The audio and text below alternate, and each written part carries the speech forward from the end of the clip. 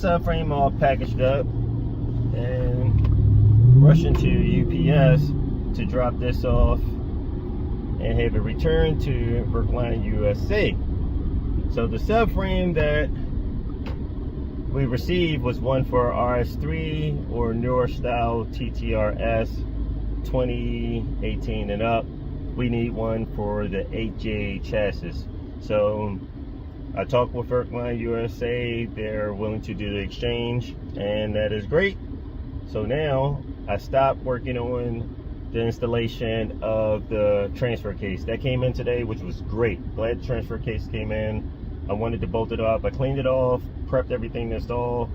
I was doing some other work around the house, waiting for a contractor to show up. After they left, then I was able to go ahead, concentrate on packaging up this subframe. And of course, I packaged it up a lot better than I received, ship it out, and Verkline USA will do the exchange. Once we get that back in, then I can go ahead and install the front subframe. During some interim time, I'll install the rear subframe. But my main primary focus is going to be the wiring, connecting the wiring for the car, as well as the exhaust manifold fabrication for the turbocharger. That turbocharger is so huge, I could not fit it behind the engine. Only place I can fit it was above the transmission, and trying to find a low centerline point where it does not entail cutting the hood. So getting it in. Well, I wasted a few hours and I am not happy about that. So the center actually closes at 8:30. It's 8:53, 10 minutes past, so it's actually 8:44. And after 7 o'clock, they do not take packages to ship out unless you already have the invoice and everything already on there. They shut their computers down at 7 o'clock. So even though they close at 8:30, and a few people are still walking in and out, like this guy just walked in there waiting on the person to come back out, I lost 2 hours that I am not happy about at all. My time is extremely important, and to drive all the way across here on Vero Avenue, across town, burning gas at $5.35 a gallon, just to come here and drop off the package. And yeah, people still walking in and out. If you already have your package set up and ready to go, then they'll take delivery. But unfortunately, we don't in our situation, because we have to pay for shipping to return the item. And instead of returning it to Poland, USA Verkline is going to take the package back for us. So it's of course convenient for us to pay and ship it to Texas instead of trying to pay big money and insurance, shipping everything all the way over to Poland. So that's something that we have to eat. But downfall is they're only open Monday through Friday, and I will have to come back and probably ship in. I will try the local USPS tomorrow morning to ship out, because they close at 12. And they at least let me weight it there. It weighs 22 pounds, which is still light, very light for a subframe, but it weighs 22 pounds. And they'll let me, I have to wait. I can probably just ship it out at UPS. It's just bulky. So I'll ship it from there and pay the insurance. And that way we'll at least get the package being on the move. Started for the DQ500, arrived yesterday. First unpackaging. They have it wrapped up fairly well. So let's test it out. Make sure that this bad boy fit. Okay, just open it up.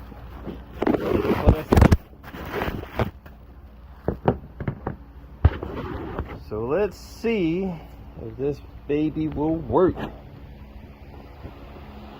Like the splines on the starter gear, that looks good, positive sign.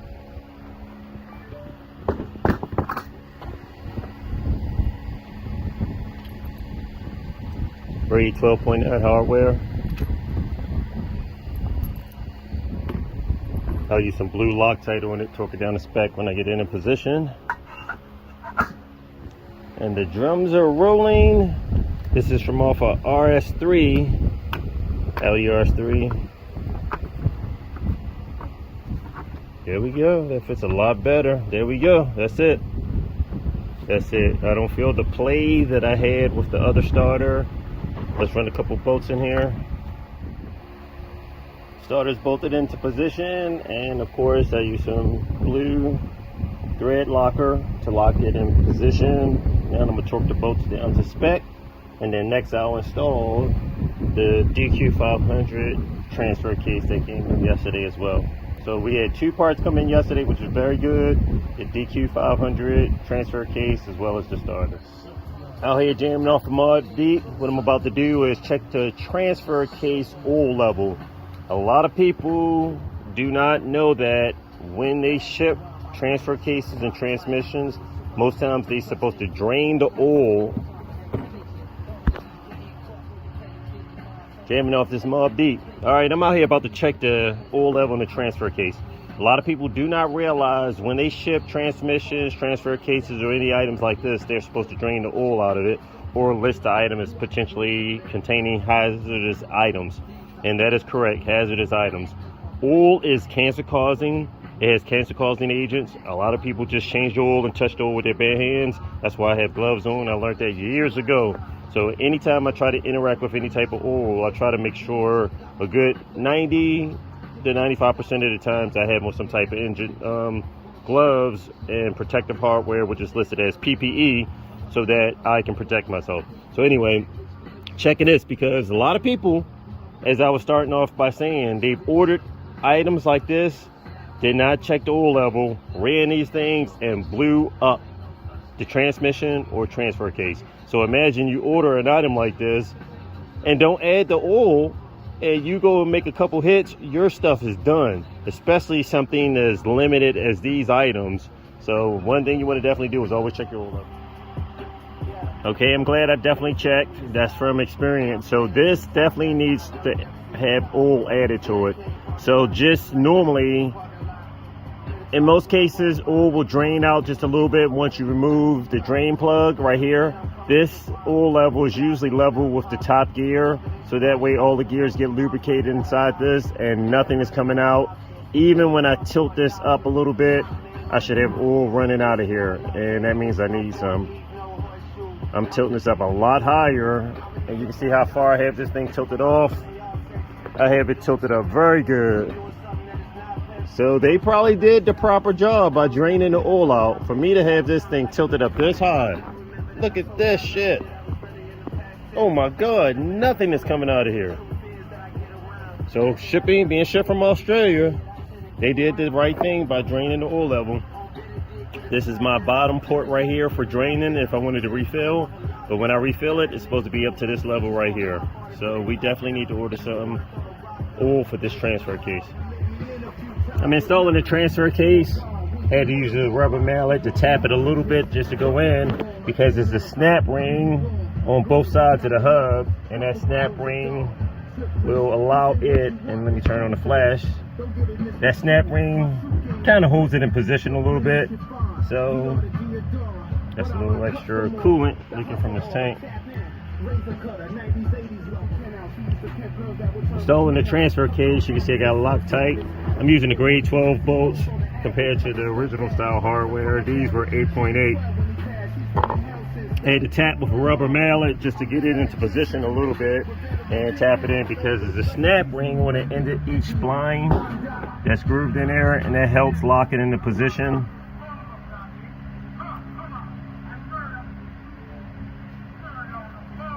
And this side actually has an O-ring, the other side has a snap ring on there. So now I'm gonna just thread it into position so it can evenly go in. I got the bolts catty-cornered, and I'm slowly threading them into position.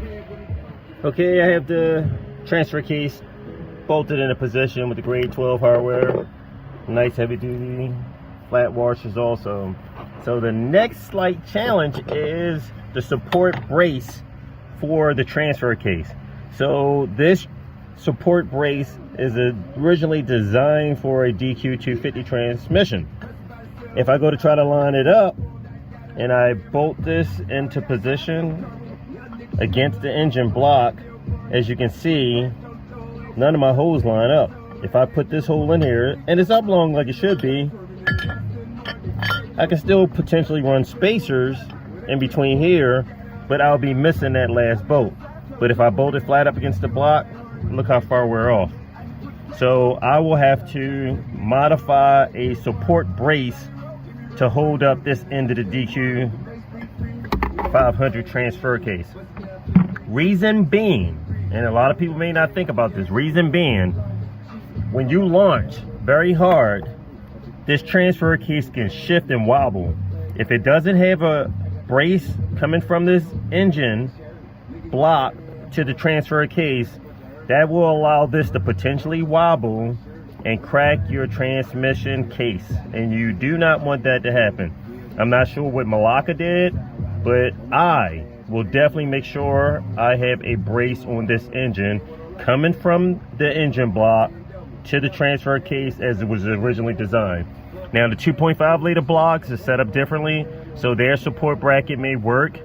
Never know, it may even work for ours if we get a bracket and order one for the 2.5. It may bolt up perfectly. But either way, we need a bracket to work, or we'll have to modify the existing bracket. So I'm making note of my list. We're going to need the DQ 500 axle flanges and the flange to come off the transfer case, so that way I can measure up my drive shafts.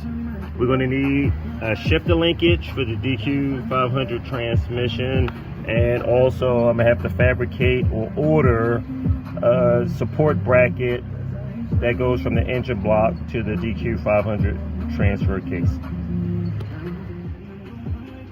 Installing the grade 12.9 heavy duty bolts for the transmission motor mounts and the side engine motor mounts that I ordered.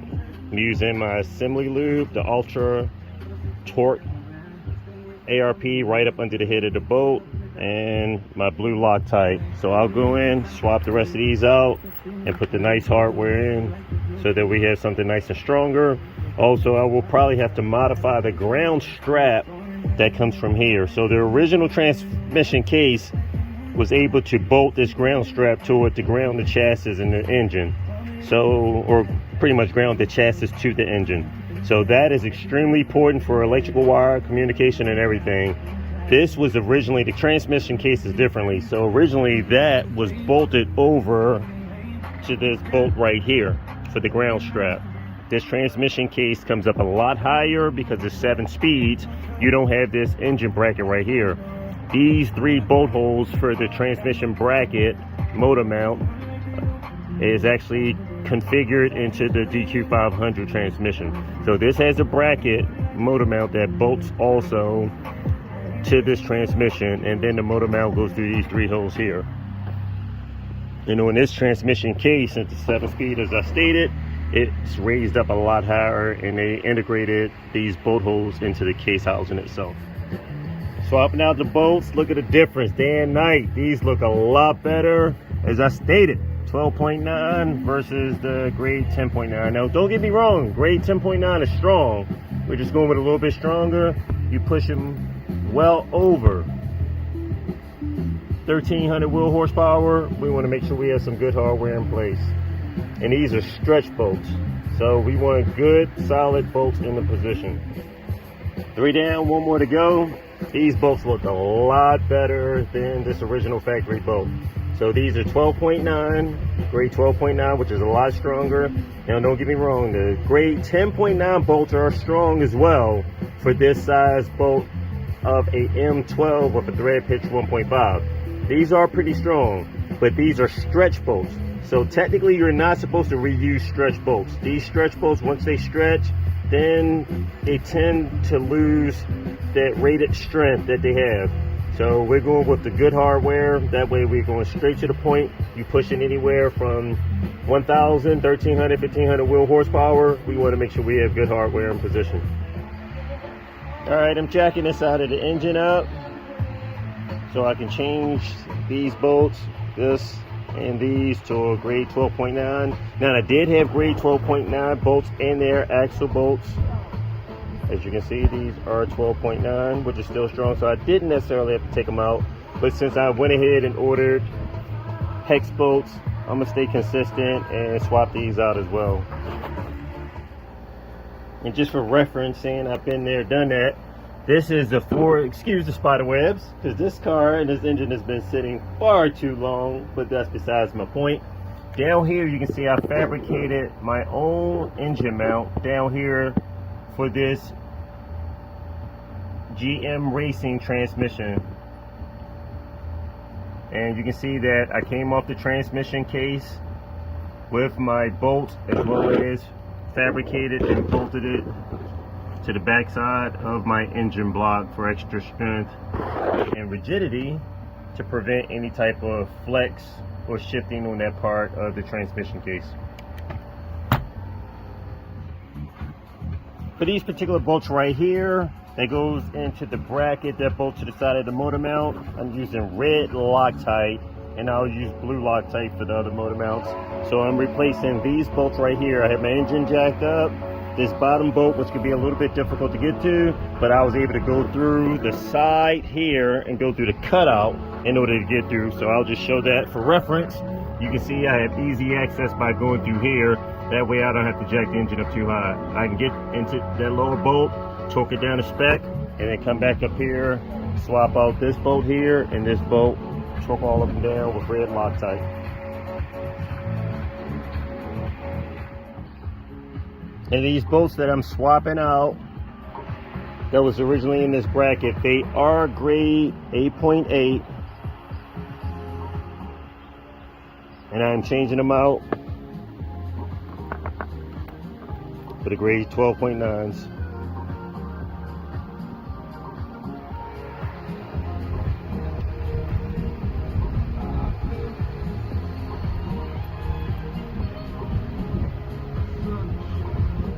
I get the engine up in the air and go to lower it back down into position, and I couldn't lower it. I'm like, what the hell? So I bolted the motor mount on, so just in case I went to pull the lever, I did not want this thing to just drop all the way down without nothing on the side and only that motor mount supporting it. So I had to go over it and adjust my cable, and then I can slowly pull the trigger and lower it down into position, as you see right here. Wrapping it up for the day, I made some pretty good progress under the circumstances because it was raining earlier. As you can see, all the water stains on the ground, so most of it's dried up, but I made some pretty good progress. So I installed the starter that we received, installed the transfer case, hardened bolts, torqued down the spec. I went ahead and removed all the original factory bolts and installed same thing, grade 12.9, as well as over here. So this was a little challenge, I'm being honest. If you look up the dog bone motor mount replacement, they'll say it's a little tedious, and it is a little tedious because if you cross thread these or do anything, you're messing up your motor mounts. But I made some very, very good progress. So I had to actually take all of this off, take these out just to install the grade 8.8. So I had to take these grade 12.9. So I had to remove these grade 8.8, put the new updated hardware in all the bolt holes that we got, took these out. I had axle bolts in position, even though these was rated at 12.9. I wanted to stay consistent with all the new hardware that we ordered. So I made some pretty good progress. All of this was taken out, removed, Loctite it, torque down the spec. You can still see some of the blue Loctite oozing out. So now we have to order some extra stuff. Have to make sure we get our flanges for the transmission, shifter linkage. We need a harness plug also so we can connect our transmission control unit. But next step, I'm going to start prepping to install some of the electrical wiring, and then I can go ahead and proceed to fabricate my exhaust manifold. Now that I have this in position, I can see my clearance, and as I stated before, the turbocharger that Teddy is using for this engine is so huge it will not fit back here. It's extremely tight. We won't have our axles over here. The video doesn't even show how close this is. It's probably a little more than my hand's length. That compressor housing is big. So big that we have to mount it somewhere over here, and that's why most of the big guys that's running big boy turbos like that, they're running the sidewinders, and they have to cut a big huge hole through their hood because there's no room in the engine compartment for it. Even like, for example, Speed Factory, their turbo is so large they had their turbo sticking out the front of their vehicle. So when you're trying to push turbochargers that's kicking over 1300 wheel horsepower, you need a big compressor housing to move that airflow, and of course you definitely need the engine to do it. So we made some pretty good progress today. I'm going to keep moving forward. Also got the subframe shipped out. They're going to swap it out. They have to inspect it first. I packaged it up. Unfortunately, the shipping was definitely expensive because it's an oversized package, and with gas prices going up, they hit us with the oversized shipping fee as well as the extra additional charges for gas. So I'm going to offset that for purchasing the wastegate from Teddy. I'm going to put that on my TT right there. So therefore, it's not necessarily any money out of pocket, but either way, I like to save as much money as possible wherever we can to use that money in other places. And we had to get that transfer case shipped out in order. I'm sorry, we had to get that subframe shipped out in order so we can get this thing in. I can connect my control arms and start measuring for these axles. So I will try to get my flanges ASAP, and then we can go ahead and hook up these control arms, and then I can proceed with taking the measurements that I need to take and get these axles, the dimensions sent over to the drive share shop, and we can get some custom axles for the front of these.